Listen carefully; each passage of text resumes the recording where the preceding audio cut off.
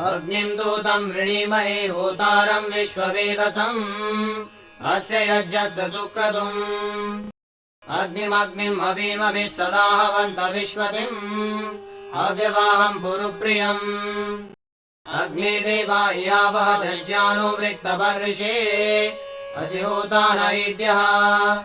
तांशतो विबोधय यदग्ने यासि दूत्यम् देवैरासत्सि पर्षे ऋताः वनलीलिव प्रतिस्परिशतोदः अग्नित्वम् रक्षस्विनः अग्निनाग्निः समिद्यते कविर्गृहपतिर्युवा हव्यवाड्युवास्यः कविमग्निमुपस्तु हि सत्यधर्माणमध्वरे देवममेव चातनम् यस्त्वामग्ने अविस्पतिर्दूतम् देव सपर्यते तस्य स्म प्राविता भव यो अग्निम् देववेतये हविष्मा विवासते तस्मै पावकमिडया